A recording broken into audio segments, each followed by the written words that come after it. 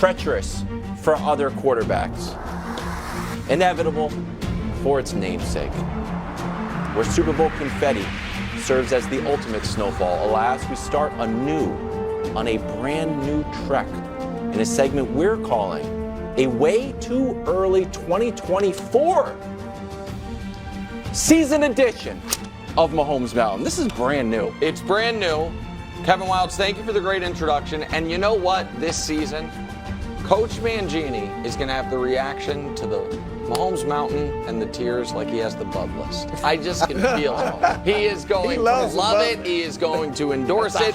First, though, so as you know, it's a maximum of 28 people on the mountain because it's a 7-level mountain. So that means these guys not on it. Yeah. Drake May, you're going to be a top 3 pick. You couldn't quite make it. Will Levis, I actually like some things I saw from you. You're not going to make it. Everyone else knows they're not going to make it. Why is Daniel Jones not on the mountain? What do you mean? Because he was barely on the mountain before he got hurt. Now we got to see him. I don't know. Okay, that's fine. Okay, that's fine. The Daniel Jones mountain, you and Greg Jennings can scale it together. None of those guys are on the mountain. Some of them won't be starters. Row 7, not bad, by the way. Most of these guys, you have some level of optimism that they can bounce back or get back to their previous selves. Of all the guys, and Jaden Daniels, if you're the Patriots, I think he's the guy you hope falls to 3.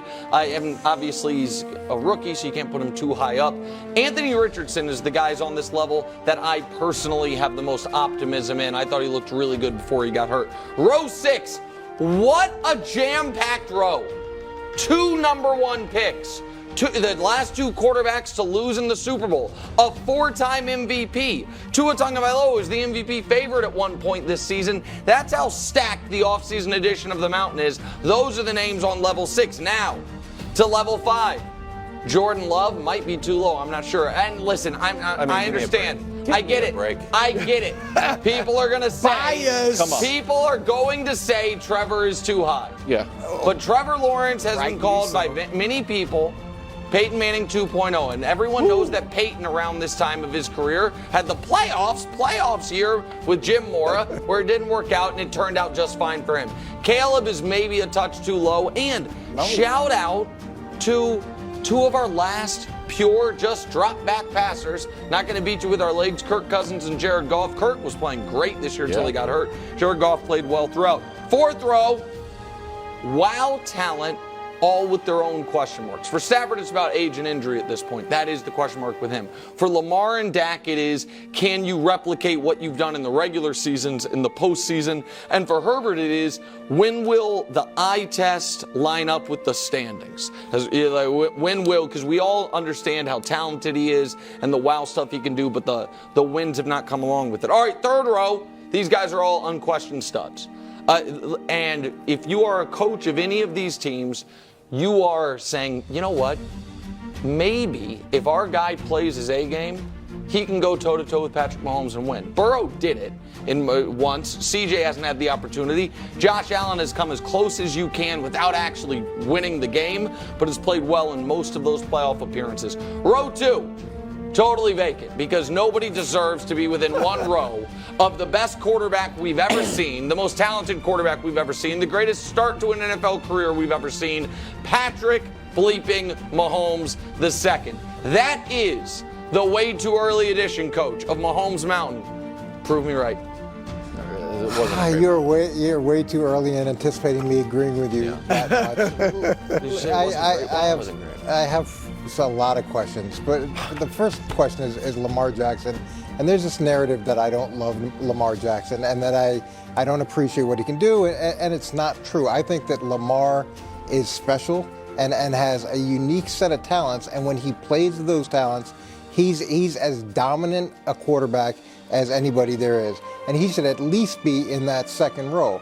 The issue with Lamar is when they go into these playoff games and suddenly they're gonna move away from what he does so well and take the pressure off the defense, and that's why you get the results that you get. But to me, when Lamar is doing the things that Lamar does well, he's as good as anybody and could easily be where Patrick is. Okay, well, that's a bridge too far, but it is nice to hear because Coach is unfairly maligned as being anti-Lamar when I think you were more anti the change of offense and the plan and skeptical. I think it's trying to stuff something down somebody's throat that they don't do as well because you think it has to be, it has to be a key component. It's not the right approach. So Lamar obviously is more accomplished player than anyone on the mountain other than Mahomes from a regular season standpoint.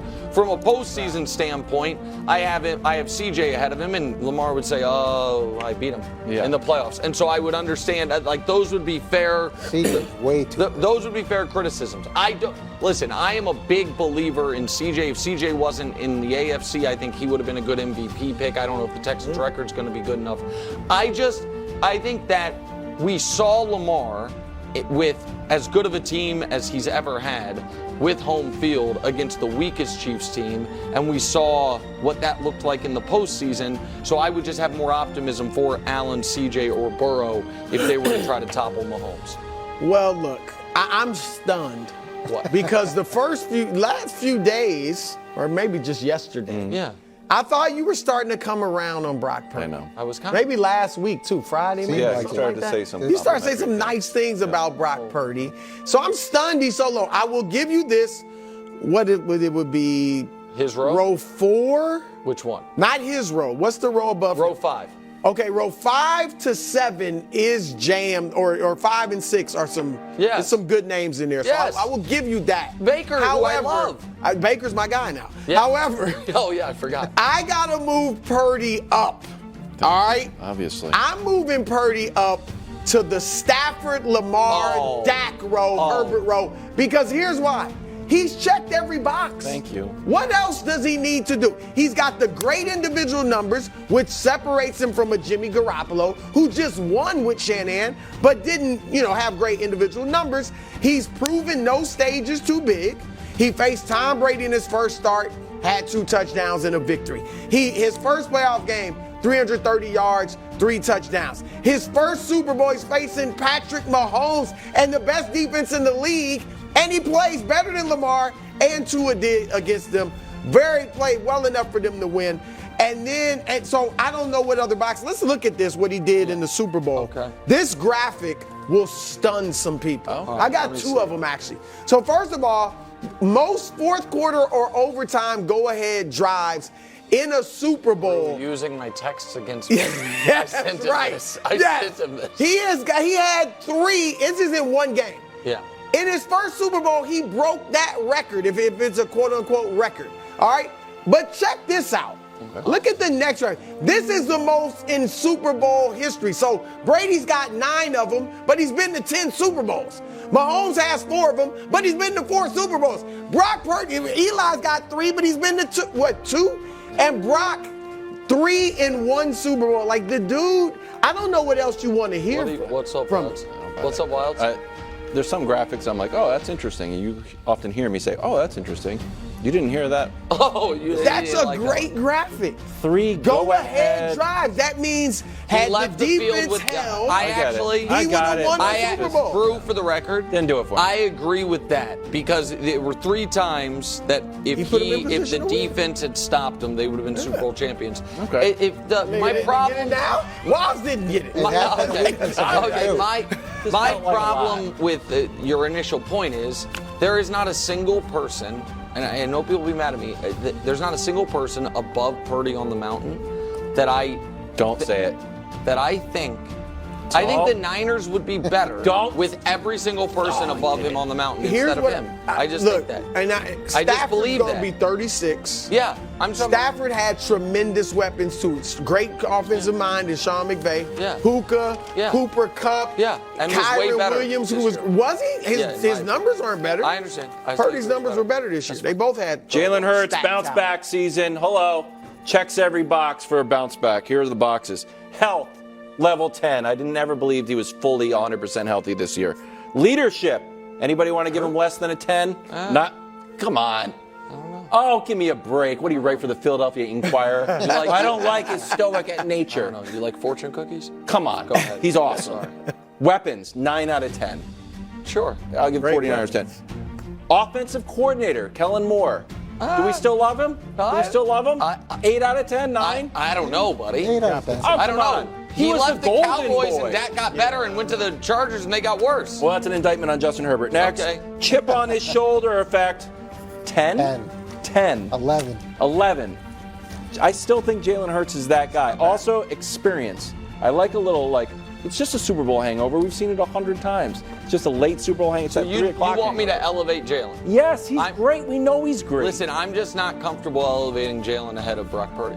Thanks for watching. Subscribe here to get more from the show and to check out clips from other shows on FS1.